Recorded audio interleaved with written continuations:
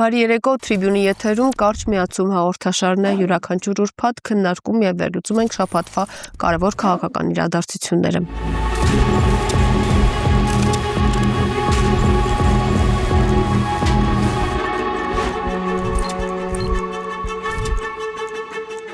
Այսօր մեր հյուրն է Էդգար Ղազարյանը, հասարակական քաղաքական գործիչ, մեր ամենահարգված հյուրերից մեկը, ողջույն պարոն Ղազարյան։ Շնորհակալ եմ մեզ կրկին հյուրընկալվելու համար։ Պարոն Ղազարյան, նախապես նաև ներողություն եմ խնդրում բոլորից իմ ձայնի համար իհարկե, բայց կփորձեմ հնարավորինս ակտիվ անցկացնել հարցազրույցը։ Սկսենք նախ Իրանից, երևի ձեր համար անակնկալել չի լինի, որովհետև այս շաբաթ մեր տարածաշրջանում կարծես այսպես խաղաղ առավոտ բացվեց, լսեցինք այդ լուրը, որ Սպիտակ տան ղեկավարը հայտարարեց, իդեպ իր վերջնագրից 2 ժամ առաջ կարծեմ, չէ, հայտարարեց, որ Իրանի հետ երկշաբաթյա հրադադար են կնքելու ու բանակցություններն էլ առաջիկայում արդեն սպասվում են, նախապատրաստություններ են Իսլամաբադում։ Իդեպ այդ դրթել բառն, որ ասում են բանակցությունների դրթել են Իրանին, չգիտեմ, Պակիստանը եւ Չինաստանը, մի քիչ շատ պաթետիկ է հնչում, բայց երևի հիմա կբացեք դա։ Չնայած Լիբանանի հարցում էլ տեսնում ենք, որ Նեթանյահուն բնականաբար չի ինձ հանձնվում, շարունակում այնտեղ ռմբակոծությունների։ Հիմա ի վերջո Իրանը հաղթեց ԱՄՆ-ին, թե SNL-ի ժամանակավոր ինչ-որ դադար է, բայց արդյոք արժեր այդ ժամանակավոր դադարը տալ ԱՄՆ-ին, որովհետև այս տարակարծությունները, որ նախ ասում է, չէ, Իրանը դիմեց, մենք տվեցինք, Իրանն ասում է, չէ, մենք տվեցինք մեր 10 կետերը, նրանք համաձայնվեցին, այսինքն շատ հակասական է ու այս ֆոնին ինչ է սպասում բնականաբար որ հիմա այդ տեղեկատվական պատերազմը ինտենսիվությունը եւ դրսևորումներ ունի, որ որևէ մեկի հայտարարության այդ իմաստով չարժի ապավինել եւ ասել, որ սա այդպես է հայտարարվել, ուրեմն դա տենց է, որովհետեւ բոլոր կողմերն էլ խոսում են իրենց հաղթանակների մասին, այսինքն ոնց է հնարավոր, որ Միացյալ Նահանգները Իրանի դեմ պատերազմում է, հետո ժամանակավոր հրադադարի մասին պայմանավորվածության ձեռքբերում, երկուսն իրենց համար հաղթանակ են համարում։ Այդ նշանակում է, որ երկուսի ասածն էլ ճիշտ չի։ Առավել ևս, որ այդ հրադադարը տևում է ընդամենը մի քանի ժամ, ու դրանից հետո Իսրայելը Լիբանանին ռմբակոծում է, դրանից հետո նորից նեղուցը փակվում է։ Իսկ ասենք այդ Միացյալ Նահանգների համար ձեռքբերումը են պետք է լիներ, որ այդ նեղուցը բացվեր եւ նավթի մատակարարումները ծոցի երկրներից շարունակեն տեղ ունենալ։ Հիմա եթե դրանք տեղի չեն ունենում, նշանակում է, որ նորից խնդիրը բարդանում է։ Չնայած որ բանակցությունները նախանշված ոնց որ պետք է տեղի ունենային, այսօր ես կարդացի, որ պատվիրակություն այնուամենայնիվ Պակիստան գնացել է Իրանից։ Նշանակում է, որ մի ձևի կոնտակտներ, շփումներ ամեն դեպքում կլինեն նորից իրավի։ 11-ին է։ Բայց դա Իրանի համար պահանջ է, այսինքն նեղուցը նորից բացելու եւ կրակի ռեժիմի դադարեցումը պահպանելու պայմաններից մեկը նաեւ խաղաղությունն է Լիբանանում, ոչ միայն Իրանի հերթերակցության դադարեցումը, տեսնենք ոնց կզարգանա, բայց փաստա մի բան, որ ռազմական գործողությունները սկսեցին Նիկոլ Փաշինյանի կողմից այն հրադադարի ռեժիմը ողջունելու հայտարարությունից հետո, այսինքն մարդիկ նորմալ պայմանավորվել էին, արդեն պիտի հրադադարները սա ողջունեն, նորից պատերազմը սկսվա, այսինքն հերթական անգամ արձանագրում ենք, որ պատերազմ եւ Նիկոլ Փաշինյան հասկացությունները փոխկապակցված են իրար հետ, անկախ դրանից դա Հայաստանում է, թե Հայաստանի սահմաններից դուրս, այսինքն մի թեմայի մեջ եթե ինքը թեկուզ ածանցիալ, ոչ մեկ իրան չի հրավիրում, ոչ մեկ այդ կապ չունի, ինքը դրա հետո հենց առաջվա պատերազմը սկսում է։ Լավ է դեպքում կներեք, մի տարօրինակ դիտարկում էլ ես անեմ, եթե այդպես դիտարկումների դաշտ գնացինք օգոստոսի 8-ին, չէ, 8-ն էր հայ-ադրբեջանական խաղաղությունը, որ Վաշինգտոնում այդ խաղաղություն չի, ընդամենը որ խաղաղություն օգոստոսի 8 հրադադարը հայտարարեցին ապրիլի 8 Թրամփն ոնց որ 8 թվերն է շատ սիրում, ոնց հասկանում եք, բայց այնպեսի տպավորություն է, որ դե հա այնտեղ հիմա Թրիփի ուղի մեզ մոտ, այստեղ Հորմուզի նեղուց, կարող է հաշվում Թրամփը Իրանին առաջարկի փոխանակել Թրիմփը Հորմուզի նեղուց։ Չէ, այդպես փոխանակում իհարկե չի լինի, բայց մի բան պարզ է, որ այդ Իրանի զարգացումներից հետո Թրիփի մասին այլևս ոչ ոք չի խոսում։ Կանում, բայց բնականաբար այսինքն դրա նկատմամբ ուշադրությունը այլևս մղվել է 10-րդական պլան, այդ մասին նույնիսկ Նիկոլ Փաշինյանն է հայտարարել։ որ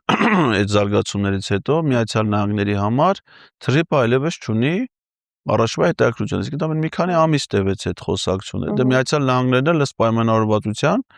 այդ թրիպում պետք է ունենար 74% մասնաբաժին, այսինքն եթե ինքը իր հետաքրքրությունները այլևս չունի, նշանակում է այդ նախագիծը այլևս չկա։ Իսկ եթե այդ նախագիծը չկա, ապա Ադրբեջանը չի հրաժարվում Նախիջևանի հետ ուղիղ ցամաքային կապ հաստատելու իր մտադրությունից, ոչ է Թուրքիան է հրաժարվում այդ։ Իսկ եթե դա թրիփի միջոցով չի լուծվում, ուրեմն լուծման այլ եղանակներ են լինելու։ Իսկ Հայաստանում Նիկոլ Փաշինյանի վարչապետ լինելու պարագայում Ադրբեջանի համար խնդիրների լուծման միակ եղանակը պատերազմն է։ Այսինքն սա նշանակում է, որ Նիկոլ Փաշինյանի իշխանության մնալը այս դասավորության պայմաններում նոր պատերազմի վտանգ է իր մեջ պարունակում։ Ինքը մեր ժողովրդին այլ բան է խաբում, ներկայացնում, ասում է, եթե ԿՊ-ն չընտրվի, ոչ միայն չընտրվի, այլ սահմանադրական մեծամասնություն չունեցավ սեպտեմբերին պատերազմ ալնելու, բայց իրականում տրամաբանական զարգացումները հուշում են հակառակը, որ պատերազմի վտանգներ կան, եթե ինքն է Հայաստանի վարչապետ։ Դա ոչ միայն տրամաբանությունն է հուշում, այլև փաստերն են հուշում, որովհետև պատերազմ մեր երկրում եղել է միայն իր պաշտոնավարման շրջանում, ու ոչ մի անգամ չի եղել, որ ինքը իշխանության գալուց մեզ պատերազմի խոստում տված լինի։ Ամեն անգամ գալուց խաղաղության խոստում է տալի, ոնց որ հիմա է խաղաղության խոստում տալի։ 18 թվին նա որ եկավ իշխանության, խոստանում էր, որ պատերազմ պիտի լինի, դες բան ես չեմ լսել։ 20 թվի 44 իր պատերազմից հետո որ 21 թվին քարոզարշավ էր անում, խոստանում էր, որ նորից Արցախի վրա պատերազմ պիտի լինի, Ջերմուկում պատերազմ պիտի լինի, Իշխանասարում պատերազմ պիտի լինի, դες բաներ է խոստացել, ես չեմ լսել, բայց եղել են, չէ՞, այդ պատերազմները։ Այսինքն իր իշխանության մնալը հենց այդ պատերազմի ռիսկերն է, իսկ իրեն իշխանությունից հեռացնելը արդեն առավելագույն չեզոքացնում է նաև պատերազմի հավանականությունն ու վտանգները։ Դրա համար հուսով եմ, որ մեր ժողովուրդը իրան իշխանությունից կհեռացնի, առնվազն հունիսի 7-ին, որովհետև մինչև էլ կա հնարավորություն իմպիչմենտի գործընթացով դա անելու, բայց հունիսի 7-ը արդեն եթե հիմիկվա խորհրդարանը, հիմիկվա падգամավորները, ովքեր հիմա են падգամավոր, դա չկարողանան անել, ապա հունիսի 7-ին այդ խնդիրը կլուծի Սամվել Կարապետյանը, մեր հաջորդ վարչապետը։ Լավ, եկեք փաստերով ու թվերով խոսանք, որը դուք եք սիրում, Պուտինի հետ հանդիպումից քանի օր անց, երևի 6 օր անցավ, ընտրություններին մնացել է 2 ամիս, թեկնածուների առաջադրումներին 5 օր էր մնացել ու դրանից առաջ փոխվում է ընտրական օրենսգիրքը։ Այստեղ մի քանի բաներ ավելացրել, ուղղակի հատ հասկանանք ինչ է խոսում ընդդիմությունը, այդ առումով է ինչ է ասում իշխանությունը, իշխանության դիրքորոշման մասին առհասարակ ՀՊԿ-ն են պատգամավորները, որ առաջարկեց Արարսակ Ջուլհակյանը, փոփոխությունը փաստացի շտկում է 24-ին տեղի ունեցած վրիպակը, երբ ընտրական օրենսգրքում սխալմամբ թույլ էր տրվել, որ դաշինքների անվանումներում կարող է լինել անձի անուն, այդ արդեն հասկացանք։ Այսինքն իրանք ընդունում են, որ օրենսդրական գործունեության ընթացքում վրիպակ են։ Այո, նախ այդ մեկ ասում են, որ նպատակն է նվազեցնել անձերին կենտրոնացվող ընտրական քարոզը, որ ընտրությունները դառնան կուսակցությունների եւ գաղափարների շուրջ ոչ թե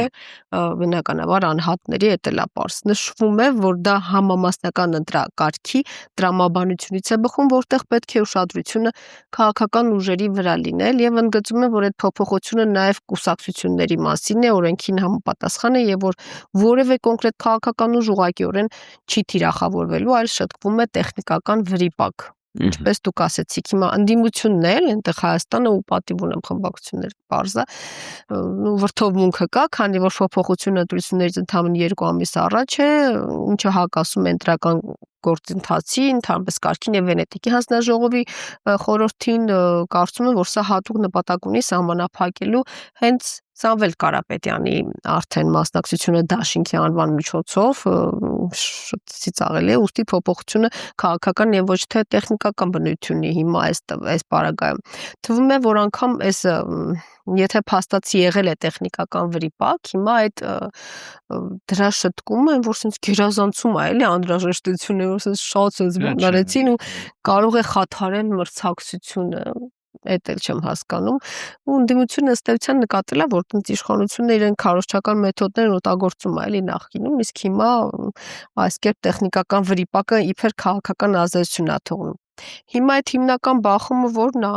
պարոն Ղազարյան։ Ես կարծում եմ, եթե ընտրական օրենսգրքի դե պարզ է, բայց դուք բացատրեք Ես ավելի կարծում եմ, որ եթե վրիպակ ա եղել, ապա այդ տեխնիկական վրիպակ եղել է 2021 թվականին, որ քաղաքացիական պայմանագիր խմբավորում այդ վրիպակի հետևանքով հայտնվել է ազգային ժողովում։ Եվ այդ վրիպակը հիմա պետք է շտկվի հունիսի 7-ի նոր ընտրություններով, որ այդ խմբավորումը առհասարակ հեռացվի մեր իշխանության ղեկից, դա անկախ լինի դա պարլամենտում թե գործադիր իշխանություն։ Վրիպակը դա է։ Բա որ ասա վրիպակ է Արուսյակ Ջուլակյան։ Այդ ձեր պարգևավճարները այդ վրիպակը թույլ տալու համար եք ստացել։ Բա ամեն մի падգամավոր ինչ կապ կար այդ։ Չէ, ընդհանրապես պարգևավճար պաշտոնյաները ինչի համար են ստանում։ Նորմալ աշխատանք, նորմալ չէ, գերազանց։ Այսինքն իրանց նորմալ աշխատանքի համար իրանք ստանում են վարձատրություն, որը որ ցածր չի ազգային ժողովի падգամավորների պարագայում։ Պարգևավճար ստանում են ընդհանրապես, դա տնտեսագիտական հասկացություն է, էլի։ Պաշտոնական պարտականությունները գերազանց կատարելու աննախադեպ հաջողություններ արձանագրելու նման դեպքերում։ Հիմա իրանք մենակ դեկտեմբեր ամսվա համար ստացել են ամեն մեկը 3 միլիոն դրամի չափ պարգևավճար, բարձր պետք է տուգանվեին դրանք, բայց վրիպակ ցույց տվող, եթե հիմա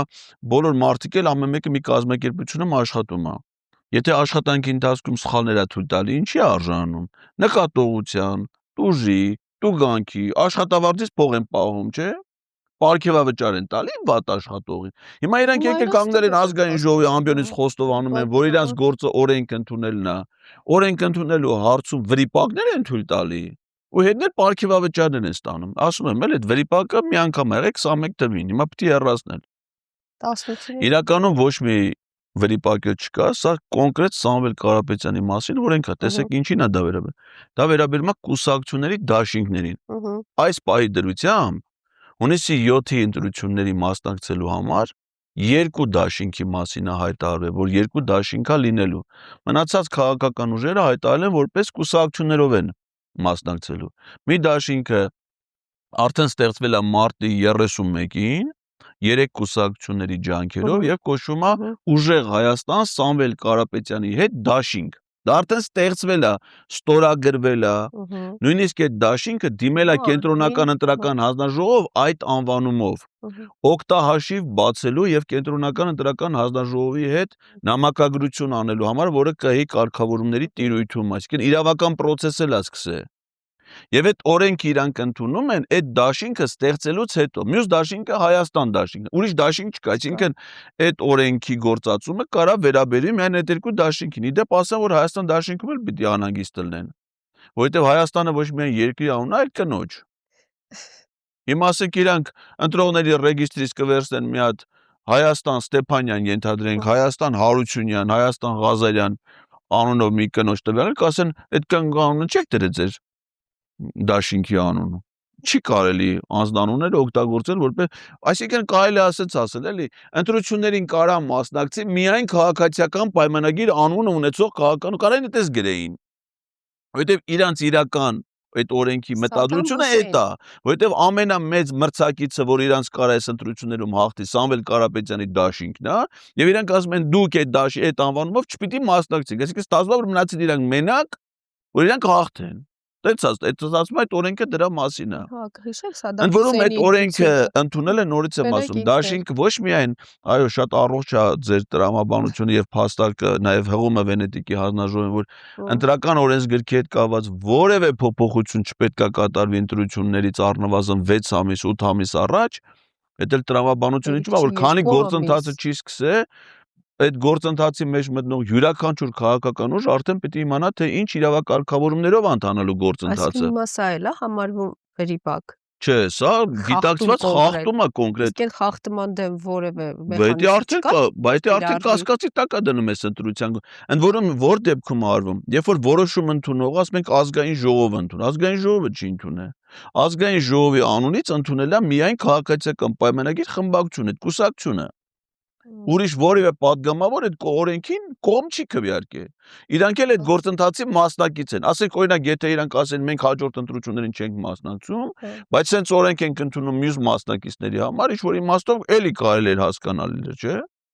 Բայց իրանք մասնակցում են, այսինքն իրենք այս պահի իրանք իշխանությունը օգտագործում են, այս պահի իրանք ամենամեծ մրցակցի համար խոչընդոտներ ստեղծելու հանցավոր մտադրությամբ նրանք խախտում են եւ ընտրական գործընթացի մասնակից, այսինքն մեր քաղաքական ուժի իրավունքները եւ նաեւ ընտրողների իրավունքները։ Բաց այդ ասում եք օրենք հանդիպ, օրենքը ցանկացած օրենք, պիտի օրենքի ազգային ժողովում օրենսդրական գործունեությունը կարգավորում է ազգային ժողովի կանոնակարգ սահմանադրական օրենքով։ Այդ օրենքում ասում է, որ ցանկացած օրենքի նախագիծ պիտի ունենա բացի նախագծից, նաեւ ունենա հիմնավորում, տեղեկանք, ասենք բյուջեի վրա դա ավել ծախսեր առաջացած, պահանջներ կա էլի, թե առաջի պահանջը դա հիմնավորումն է, այսինքն նախագծի հեղինակը պիտի հիմնավորի, թե այդ օրենքը ինչի են ընդունում։ Ես չեմ կարդալ։ Հիմա ասենք հիմնավորում։ Հիմա իրանց հիմնավորումը տես որ դուք փորձում եք իրանց ասածները ներկայացնեք, ասում է պիտի անձի անունը չլինի դաշինքի անվանում, ասենք ինչի պիտի չլինի, անձի անունը վատ բան է։ Ասենք որ կարա բռնություն չլինի, չգիտեմ, հակաօրինական պահանջ չլինի, դա կարաս հասկանալ։ Այդ իմաստով օրինակ պիտի չգրանցվի քաղաքացիական պայմանագիր կուսակցությունը, որովհետև իրանք իրաց նախընտրական ծրագրում գրել են ապօրինի ծրագրային նպատակներ, որ պիտի պայքարեն հայաստանյան ծառայելական Սուրբ եկեղեցու դեմ, ինչ իրավունքը չունեն, այսինքն նույն ձևը եթե կուսակցությունը իր նախընտրական ծրագրում գրել, որ իրան իշխանության գալուց հետո ցեղասպանության են ենթարկելու ժողովրդին, այդ կուսակցությունը պիտի չգրանցվի, որտեղ ցեղասպանությունը հանցագործություն է։ Հիմա հայ եկեղեցու դեմ պայքարը հանցագործություն է, այդպես նպատակ ունեցողին պիտի չգրանցես։ Բայց անունը ինչի պիտի մարդու անունն ազգանունը Խոդա հանցանք չի։ Դա ձերքա, եթե որևէ դաշինք, որևէ անձի անուն օգտագործում, այդ որ դեպքում ալնում միայն, երբ որ վստահ է, որ այդ անձը անխոցելի է, որ նրա անունը պատիվ է բերում, որ նրա անունը հեղինակություն է բերում, նրա այսինքն իսկ այդ մարդը ոնց է ճանաչում ձեր, հեշտ չի հեղինակություն, բարի անուն, համբավ ձեռք բերել, դա արվում է տասնամյակների անբասիր գործունեության արդյունքում։ Այն Սամվել Կարապետյանը այդպես է վաստակել իր անունը եւ ոչ միայն իր ղեկավարած ուժեղ Հայաստան քաղաքական կուսակցությունը, այլ եւս երկու քաղաքական կուսակցություն միասին որոշում են կայացրել այդ անվանումով դաշինք, եթե տենց է, եթե անունը վատ բան է, նայեք մեր փողոցները մարդկանց անուններ են կրում։ Ուրեմն պիտի չանվանակոչվեն մեր Զուանին էլ հիշեք, ապագայում նրան էլ է սպասում, չէ՞, անվանափոխություն երևի։ Դե դա իր հերթի, բայց ասենք օրինակ հիմա Երևանի ավականին որոշում է կայացրել Լենինգրադյան փողոցը անվանակոչել Քրկ Քրկորյանի անունով։ Քրկ Քրկորյանը ազգային հերոս է։ Քրկ Քրկորյանը ազգային հերոսի բարձրագույն կոչմանը արժանացել է բարեգործություն մեր ժողովրդի հանդեպ, այսինքն շատ իդենտիկ է Սամվել Կարապետյանի հետ նրա կար։ Երկուսն էլ օտար երկրում գումարներ են վաստակել, այդ վաստակած գումարները ներդրել են Հայաստանի շենացման զարգացման համար, չէ՞։ Ու Քրկորյանի անունով փողոց կա անվանակոչված։ Նույն տրամաբանությամբ կարելի է այդ փողոց անվանակոչել Սամվել Կարապետյանը, որովհետև Սամվել Կարապետյանը, ասեմ ձեզ, Հայաստան համահայկական հիմնադրամի ամբողջ պատմության ամենամեծ նվիրատուն է։ Պատմություն, օրինակ Նիկոլ Փաշինյանը Հայաստան համահայկական հիմնադրամի ամենամեծ փողերը մսխողն է։ Միայն 44 օրյա պատերազմի ժամանակ 150 միլիոն դոլար փող է հավաքվել, որից 100 միլիոն դոլարը մի թվով փոխանցել են պետական բյուջե, դրա հետքը կորել է։ Ու դրա համար էլ ոչ մեկը պատասխան չի, ինքը ամենաշատ փող ուտողն է այդ Հայաստան հիմնադրամի, Սամվել Կարապետյան ամենամեծ նվիրատունն է։ Հիմա ասենք թե եթե մարդը տարիների ընթացքում անունա ձեր, ո՞նց է արգելում մարդու անվանումով քաղաքական ուժ գրանցվի, այսինքն փողոց կարա անվանակոչվի, դպրոց կարա անվանակոչվի մարդու անունով։ Խոսքը ոչ մի հենք չկա։ Նույնիսկ բնակավայրերի կան, չէ՞, ասենք մեր երկրում։ Ոչ մի հենք չկա։ Շահումյան։ Բնակավայրեր կան, չէ՞։ Լավ, շարունակենք այն նույն ֆոնը, պարոն Ղազարյան։ Երբ խոսեցինք սկզբում Իրանի մասին ու ամբողջ աշխարհը խոսում էր Իրանի հրադադարի մասին հենց առավոտից վաղ սկսած արդեն, բայց մենք բոլորս ականատես եղանք, թե Հայաստանի վարչապետը դե ֆակտո առավոտ բարի լույսով իր Facebook-ում ինչ էր ասում Սամվել Կարապետյանին իր ուղերձում, թե վախենում է, որ միլիարդ հատերից նա բոմժի կվերածվի, չգիտեմ ինչի, գիտեք, դրանից առաջ լրագրողներին է անթաց բառնում, կդառնաք ֆայլաբազար, կդառնաք հաշմանդամ, չգիտեմ, աշխատանք չեք ունենա, գետակ ֆայլաբազար, բայց երբևէ չի անդրադարձել դրան, թե առհասարակ կա այն շանս, որ ինքը չի լինի վարչապետ, բա ինքը որտեղ է հայտնվելու է, գործընկերներից մեկ այդ հարց իրեն իր ճապազրույցում տվեց, ինքը շուտ ցինիկաբարո ասաց, ես ուր ասես եղել եմ, ինձ ոչ մի բանով չեմ վախեցնի, չգիտեմ, այդ մարդը իրոք ամեն ինչի երևի պատրաստ է, ինչ եք մտածում, ինքը մտածում որ ինքը ինդուլգենցիա ունի առհասարակ ինչ որ էս կյանքում, ոչ թե Հայաստանում, այլ կյանքում։ Խոսույթը ես կարծում եմ, որ նույնիսկ չարժի կրկնել մեջ բերում, որովհետև դա գռեհկաբանություն է, որը որևէ եւ ոչ թե երկրի ղեկավարի, այլ առհասարակ որևէ հանրային պաշտոնյայի ընդհանուր ես էլ եմ բարձր պետական պաշտոններ զբաղեցրել եւ մարդը առավել եւս երբ որ դու պետություն ես ներկայացնում, ես օրինակ նման կարգավիճակ ունեցել եմ պետություն ներկայացնելու երջանկություն եւ պատասխանատվություն։ Դու մարդը արդեն դադարում է անձնական կերպար լինես, մարդը ակամայից դառնում է անանձնական, այսինքն դու պիտի գիտակցես, որ քո գործողությունները, քո խոսքը, քո վարքագիծը, քո պահվածքը այլևս ասոցացվում է երկրի հետ եւ դու պիտի ունենաս այդ պատասխանատվությունը։ Այսինքն եթե ես մի լավ բան անեմ Լեհաստանում, ուրեմն չեն ասում որ դա արել է այդ լավ բանը Էդգար Ղազարյանը, ասում են արել է Հայաստանի դեսպանը։ Եթե մի վատ բան ես անում, ասում են արել է Հայաստանի դեսպանը, այսինքն դու այլևս անանձնական կերպար ես։ Հիմա եթե դու միտեղ վերցնես, ասենք, կուկուռուզ ուտես, ասենք, ձեռով, որը ցուցադրես, ոչ մեկը չի ասում, որ Էդգար Ղազարյանը կուկուռուզ կերավ, չէ՞, կասեին դեսպանը, ասենք, նենց է սնվում, ոնց որ ենթադրենք գյուղատեսական կենդանիները։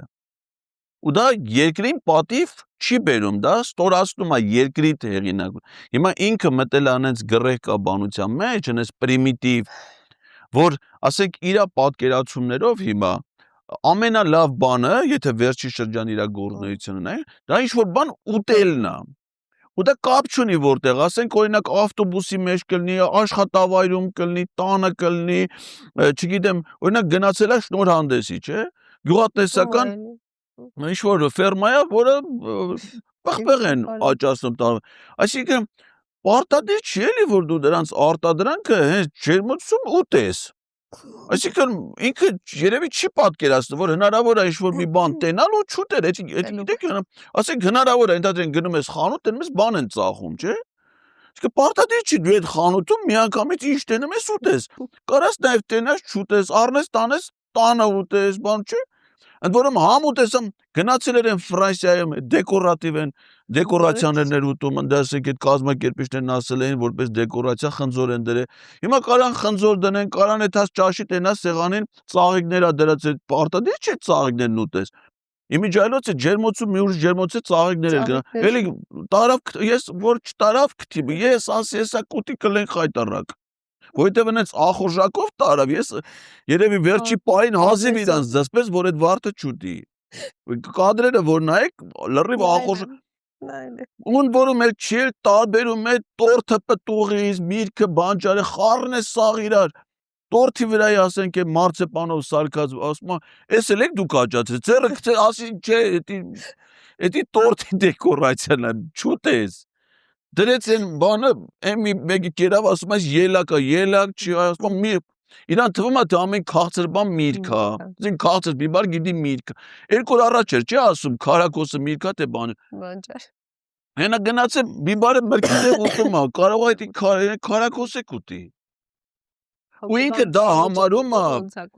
մարդու առավելությունը, իսկ որ դեպքում մարդը կարա ինչ-որ բան ուտելը համարի իր ասենք տես մարդ չկա, չէ՞ որ հաշ չուտի։ Չէ, հոգեբանության մեջ դա պարոն Ղազարյանն փոքր երեխայի բանն է, որ ամեն ինչ համտեսելով են աշխարհը ճանաչում են։ Բայց այդ շատ փոքր տարիքում ալն չէ, կավիճ են ուտում, բան են անում, հետո մի անգամ երկրորդ անգամ եմ կալցի պակաս ունեցող երեխեք քան։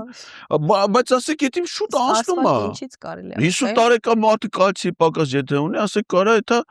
ասֆալտ ուտում են։ Բանությունն է, որ ասֆալտն էլ են ուտում։ Բա ասել է, բայց որ ինքը ասում է բուրդուր լիզել, բայց եթե մարդը կալցի պակաս չունի, բուրդուր լիզելու մասին առհասարական չի պիտի մտածի։ Այդ նշանակում է իր մտքով անցել է, չէ՞։ Բա խայտարակ բան արա։ Ու դա որ դեպքում ալում, երբ որ մարդը ուրիշ բան չունի ասելու, հասկանում եք, եթե ինքը օրինակ գիտելիք ունենար, խելք ունենար, միտք ծրագիր ունենար, դա նախընտրական շրջան է։ Եթե ինքը որևէ ծրագիր ունենա, կյանքը փոխելու, բա դրանից կխոսի։ Բայց քանի որ ինքը տես բաների պատկերային շեղող sense կենցաղային բաներ է հնարում։ Ու մտածում է որ դա լավ է։ Դա լավ է։ Ես ժողովրդի մասնիկն եմ։ Այդ նաև հուսահատությամբ է, որ իրան զեկուցում են իր վիճակը, թե ասենք ինչ խայտարակ վիճակ է։ Երկիրը ավերը վերջը փաստեր կա, չէ՞։ Ինչքան էլ դու ուզում ես այդ ասենք թե այդ պատկերը ցույց տաս, մեկն ասում է սրտի կամ մեկը մի ուրիշ բան ասում է, չեմ ուզում ասել։ Ամեն մեկը մի բանի նմանացնում։ Հիմա ինչքան էլ ուզում է դա դու ասես, դրանով խաղաղություն չի լինում, դու պատերազմներ բերած մարդ ես։ Դու ամենամեծ ողբերգությունը ժողովրդի առաջ ամենամեծ կորուստները թեկուզ նյութա ես մարդկայինը չեմ քննարկում, ասենք դա որևէ ձևով գին չի կարելի դրա հետ կապել։ Թեկուզ նյութական կորուստներով։ Դու այսօր գնացել ես, ասենք թե մի հատ դպրոցի մանկապարտեզի պատերը գունավոր ներկել ես, մտնում ես դրա զուգարանը, մտածում ես որ դա լավ է։ Բայց չես հարցնում, ասես, մարդիկ քեզ հարցնել են, դու քանի դպրոց ես տենց վերանորոգած հանձնել ճշնամուն։ Դրա թվերը կարաս մեզ ասես։ Հետո ասում ես 3 կիլոմետր ճանապարհը ասֆալտապատել ենք, իսկ դու քանի ասֆալտապատ, քանի կիլոմետր ճանապարհ ես հանձնել ճշնամ։ Արցախի պաշտպանության բանակի միայն նյութական կորուստը 6 միլիարդ դոլար է։ Հեսա գնացե Հնդկաստանից երկու բան են առբերը, պիտի մայիսի 28-ին անեն փողոսքի պարզ չի, դրա արկերը կա թե չկա այդ հերերը։ Հեսա կտեսնեք մայիսի։ Դա գետան կպարզենք, ասենք այդ ինչ որ առել են։ Կրակելու է, դա թե սուերի նման է։ Մենակ նկարահանումների համար, որ հիմա այդան կանգնեն դեմը նկարվեն։ Այդ խնդիրը կա, գիտեք, չէ՞, հնդկական այդ հրետանայի միջոցի արկերի, օրինակ ասում են, որ հրետանայի միջոց առել եմ, արկեր առել են, որովհետև իմ տեղեկություններով Հնդկաստանը դրա արկերը վաճառելու իրավունք չունի։ Հիմա մատ կբերեն ոնց որ սուերն են արել։ Բա դրանք Ադրբեջանի վրա կրակող միջոց կառնեն։ Արզան։ Բա այդ ելը առել ես, բա ինչ ես դու։ Միայն 6 միլիարդ դոլար, Հայաստանի բյուջեն, ընդհանուր տարվա բյուջեն 8 միլիարդ դոլար։ Միայն 44 օրվա նյութական կորուստը ՊԲ-ի 6 միլիարդ դոլար է։ Արցախի ընդհանուր նյութական կորուստը 100 միլիարդ դոլար է ամենամոտավոր հաշվարկներով։ Բայց ամեն ինչը դու ես կորցրել, դու ես վնաս տվել մեր ժողովրդին։ Եկել ես մեր վրա լրացուցիչ պարտքը կրկնա պատկելով մի հատ դպրոցի պատես ներկե, հələ էլ ուզում ես ներկայաս, բա ամեն վարչապետի, ամեն կառավարության խնդիրներ պարտականություն, հիմա ես որ մարզպետ եմ եղել, պաշտոնավարման շրջանում Խաչիկ Սամանամերձ գյուղում, մտ դպրոց է վերանորոգվել, կահավորվել, նախագահն էլ եկել է բացում արել, բա մեր պարտականությունները արել ենք։ Բա ղեկավարը պետության դրա համար է, որ այդ իր պարտականությունը դու քո պարտականության կատարում են էլ վատ որակով։ Երկու տեղ դպրոց է 230 դպրոց է փակվում Հայաստանում 2026 թվականին։ 230 դպրոց, հազարավոր ուսուցիչներ մնալու են առանց աշխատանքի, հազարավոր աշակերտներ ստիպված են լինելու են լեռնային սահմանամերձ գյուղերում վատ ճանապարհներով, միտեղից միտեղ կգնան, չեն գնա, ինչ կլինի, դա մի աղետ ամբողջ երկրում բերե մեր ժողովրդի գլխին, բերում։ Երկու դպրոցի պատեն ներկե, սաղորը այդ Ժաննա Անդրեասյանի մեկել են Խուդացյանի հետ, դրա պատերի տակ նկարվում են։ Հələ լավ է որ ամեն բան չեն նկարում։ Բայց գիտեք ինչը նաև զարմացրեց, ճեպազրույցի ժամանակ, երբ շատ համոզված որ խոսում էր Պուտինի հետ այցի մասին, իդեպ այդ այցը մեր վրա ինչ արժեցավ, նախ Հայաստանի վրա, ինչ գին արժեցավ ու ինչ բերեց առհասարակ Մոսկվայից Փաշինյանը իր հետ, անոսեց որ Պուտինի հետ հունիսի կեսերին հանդիպում ունի, այսինքն Փաշինյանը այդքան վստահ է որ հունիսի 7-ին ինքը հաղթանակ կատարելու, որպես վարչապետ, հակառակը դա կարա իշխանությունը հանձնելու հետ կապ ունենա, որովհետև նայեք, հունիսի 7-ին ընտրություն։ Ես մտածում եմ հակառակը, նայեք, հունիսի 7-ին ընտրությունն է, բայց ազգային ժողովի լիազորությունների ժամկետը գործող ավարտվում է հաջորդ ազգային ժողովի առաջին նիստի օրը։ Դա օգոստոսի 2-ն է։ Այսինքն ինքը դեռևս ընտրություններից հետո շարունակելու կարող է, եթե իհարկե այլ գործընթացներ չլինեն, ինքը կարա նաև դեռ այդ իներցիայով, իրավունքի ուժով դեռևս պաշտոնավարի։ Ու եթե ընտրությունների արդյունքներն լինեն, որ անենց հուսով եմ եւ վստահ եմ, որ այդպես կլինի, որտեղ մեր հաջորդ վարչապետը արդեն պարզա ոնց որ հասկանում եմ հասարակական տրամադրություններից լինելու է Սամվել Կարապետյանը, ինքը երևի մի հատ վերջին հրաժեշտի հանդիպման համար պայմանավորվել են հունիսի 2-րդ կեսին։ Դե վերջ 8 տարի առնչվել են, աշխատել են, իմիջիալս Պուտինի նախկին ղեկավարների նկատմամբ միշտ հարգանք ցուցաբերում է, ծննդյան օրերը շնորհավորում է, նոր տարուն շնորհավորում է, բան, այսինքն հենց ում հետ որ ինքը աշխատել է, առնչվել է, նրանց նկատմամբ որոշակի վերաբերմունք, երևի ասենք վերջին անգամ հրավիրի մի բան էլի կդնեն դեմեք ուտի։ Դե այս վերջին հանդիպանը չի ասում Պուտինը ասած մենք այսօր ճաշելու ենք, հենց ասած մենք այսօր իրար ճաշ ունենք, երևի այդ հանդիպանը եթե մի հատ ժպիտ եկել է դրա դեմքին, այդտեղ էլ այդ պահին ասած ավանսով ձեզնի շնորհակալություն, հələ հաց չի կերել, բայց արդեն ասում եմ շնորհակալ եմ, որը տենց հնարավորություն կա, արդեն շնորհակալ եմ։ Այն որ պիտի ԵԱՏՄ-ից դուրս գանք, այն որ գազի գինը պիտի 3-4 անգամ թանկանա, այն որ արտահանում կարա չլինի, այն որ Ռուսաստանում ապրող 2 միլիոն հայ կարա պրոբլեմ, այդ իրան չի հետաքրում։ Բայց որ հիմա այդ հանդիպումից հետո ինք գնալու է ճաշի, անդե արդեն ժպիտն եկավ դեմքին։ Ինչ անես հիմա այդ մարդուն դրան մի ձև կա, ճամփես ես ասեմ, որ բանտում է լինի դրա ուտելու հարցը պիտի կազմակերպի։ Հողազրան հանրապետական կուսակցության չմասնակցության մասին էլ խոսենք ու ամփոփենք հաղորդաշարը, երբ հայտարարվեց չմասնակցելու մասին Սերժ Սարգսյանը, այսպես ավելի ընդհանրական ասեմ, փորձեց այսպես պարզաբանել եւ ասաց, որ չի ուզում որպեսզի ընդդիմադիր դաշտը պառակտվի իրականում ընտրությունների առաջ եւ ընտրություններին, բայց ինչ իրական պատճառներ են այսպես դրված հրաժարականի իրենց կոնկրետ, թե ուղիղ մասնակցության մասին չի գնում, ուղիղ մասնակցության մասին է խոսքը, բայց ամեն դեպքում ՀՀԿ-ն ինչ որ առումով մասնակցելու է։ Նայեք, միայն ՀՀԿ-ի դիրքորոշումը չնայենք, փորձենք ընդհանուրի մեջ վերլուծել։ Որի շրջանակներում նաև ասենք ՀՀԿ-ի ես ողջունում եմ անկեղծ ասած այդ մոտեցումը, շատ ողջամիտ, շատ փաստարկված խելամիտ որոշում է կայացվել։ Ընդ որում ոչ միայն ՀՀԿ-ի կողմից, ասեմ, նմանատիպ որոշում հայտարարություններ եղել է նաև Հայրենիք կուսակցության կողմից, Արթուր Վանեցյանի գլխավորած, նրանք էլ են հայտարարել, որ չեն մասնակցելու եւ կոչ են արել, ինչպես ՀՀԿ-ն իրենց բոլոր կողմնակիցներին իրենց քվեները տալ ընդդիմադիր դաշտի որևէ քաղաքական ուժի։ Իսկ Հայրենիք կուսակցությունը, Հանրապետական կուսակցությունը նախորդին պատիվ ունեմ դաշինքով են մասնակցել եւ ստացել են մոտ 55,000 ձայն, այսինքն մենք խոսում ենք բավականին մեծ հեղինակության ազդեցության մասին, որը բնականաբար այդ քվեները իրենց կոչով ես վստահ եմ, որ իրենց համակիրները կլսեն ղեկավար մարմինների որոշումներին, դրանով հիմք կընդունեն եւ քվեարկեն ընդդիմադիր տեխնացուների օգտին։ Դրա հետ միասին նմանատիպ հայտարարություն արել Վազգեն Մանուկյանի գլխավորած կուսակցությունը, ԱԺՄ-ն։ Նորից ասել է, որ իրանք չեն մասնակցում, Վազգեն Մանուկյանն էլ պատահական մարդ չի, նա եղել է Հայրենիքի փրկության շարժման ժամանակ վարչապետի տեխնացուն, միշտ ընդդիմադիր դիրքերից հանդես է եկել եւ նա էլ է կոչ արել ընդդիմադիր որևէ ուժի։ Տեսեք, 3 քաղաքական ուժ կա,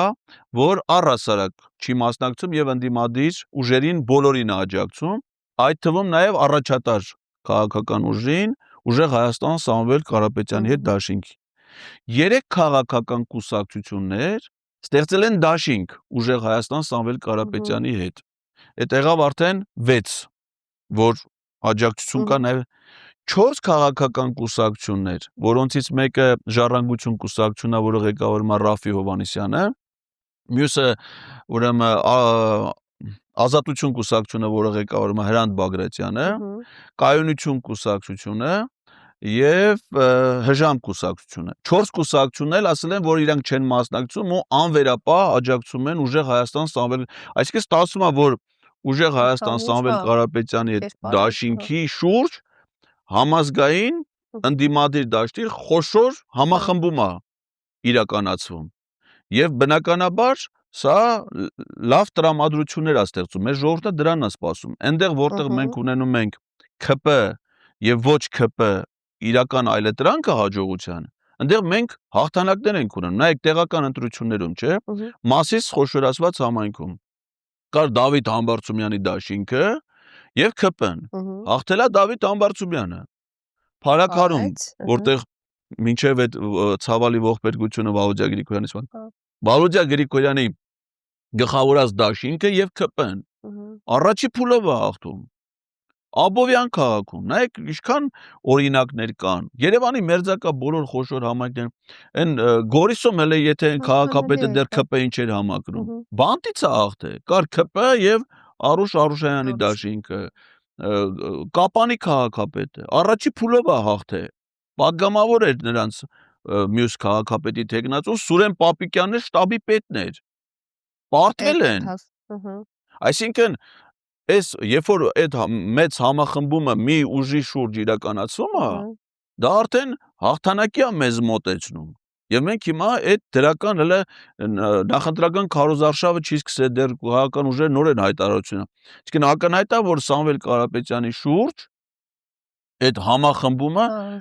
այդ շատ խորհրդանշական է, որովհետև եթե Նիկոլ Փաշինյանը մինչև հիմա մեծ 18 թվին արդեն իսկ ձևավորված ակամայից ձևավորված միասնությունը ժամանակի ընթացքում պարակտեց մեր ժողովրդի սաղին արած իրան թշնամի, բոլոր իրանից հեռացան, մի քաղաքական կուսակցություն չկա, որ ասի մենք աջակցում ենք ՔՊ-ին։ Մնացել են մենակ, այդ իրաց փոքր խմբակով։ Այսինքն իրենք մեր ժողովրդին պարակտում են, հասարակությունը բևեռացնում են, թշնամություն, ատելություն են սերմանում ու տարածում։ Սամվել Կարապետյանը հակառակն է անում։ Նա առանց որևէ կտրուկ, օրինակ ես երբեմն իմ խոսքում մեջ ավելի կտրուկ, ավելի ռադիկալ, չէ, իր տրամադրությունը, իր մոտեցումները շատ ավելի համախմբող, շատ ավելի համերը, տեսեք, ցուցակի առաջի 36 համարները հրապարակվել են։ Տարբեր տեղերից նույնիսկ Նիկոլ Փաշինյանի կառավարությունում փոխնախարարի պաշտոններ զբաղեցրած մարդիկ կան Սամվել Կարապետյանի դաշինքում։ Այսինքն ինքը բոլորի համար, տեսեք, ես էլ եմ, չէ, ես իմ պատրաստակամությունն եմ հայտնել աջակցելու իրան առանց որևէ նախապայմանների, առանց որևէ քաղաքական քննարկումների այդ թեմայով։ Ընդամենը իմ զորակցությունն եմ հայտնել, ինձ էլ են ներառել դաշինքում, այսինքն պայքարի մեջ այդ կարգավիճակը տալով։ Սա համազգային համախմբման շատ մեծ հնա եւ հանրապետական կուսակցության հայտարարությունը, հայրենիք կուսակցության հայտարարությունը, ուրեմն Վազգեն Մանուկյանի հայտարարությունը, դրանք արժեքավոր են շատ այդ իմաստով, որովհետեւ հասարակական դրական տրամադրություններ են ստեղծում ու ձևավորում, որը մեզ հաղթանակի է մոտեցնում։ Ու այդ ուժերը շահում են իրականում շահող են դուրս գալիս իրականում։ Եվ հասարակությունն էլ է դա, տեսեք, հիմա վաղը ապրիլի 11-ին ժամը 17:00-ին Ազատության հրապարակում շատ մեծ հանրահավաք է եւ ես կոչ եմ անում մեր ժողովրդին, մեր քաղաքեր նաեւ կնային այս հաղորդումը, անպայման ոչ միայն անձամբ կան, այլ իրենց ընկերների, բարեկամների, հարազատների, ընտանիքի անդամների հետ գան իրենց աջակցությունը, իրենց զորակցությունը հայտնեն։ Շատ բան չի պահանջվում, այսինքն մարդուց այնպես չի, որ այդ հանրահավաքը վերածվելու է եսի ինչի, ոչ մի ռադիկալ, ոչ մի, ասենք, կոնֆլիկտի բանի խաղաղ իր բնույթով հանրահավաքը միայն մեր ընդհանուր միմյանց նկատմամբ սերը, համերաշխությունը եւ միասնականությունը ի ցույց դնելու խորհուրդ ունի այդ հանրահավաքը եւ ես կոչ եմ անում մեր ժողովրդին անպայման մասնակցել այդ հանրահավաքին։ Եղանակներ գարնանային կլինի։ Եղանակը նայել ենք ոնց որ դե այսօր վաղ անձրևներ է, բայց անձրևները կեսօրին դադարելու է, կեսօրից հետո կարծում եմ լինելու է շատ լավ հանրահավաքային եղանակ, հով ու հարմար։ Հով հարմար, հաջողություն։ Շնորհակալ եմ Ես եմ շնորհակալ։ Շարունակեք հետևել մեզ Facebook-ում, YouTube-ում, Telegram-ում, միացեք մեր Patreon-ին, շաբաթվա անցուդարձից առաջինը եւ մշտապես տեղյակ լինելու համար։ Կհանդիպենք։